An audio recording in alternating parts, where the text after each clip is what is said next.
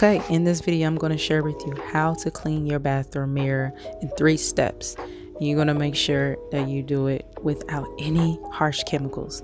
So it's the best way to go, and I'm literally going to show you each step. So you're going to need to spray your mirror with Mrs. Meyers. Go ahead and grab your microfiber cloth. I have a blue one for the bathrooms to prevent cross-contamination.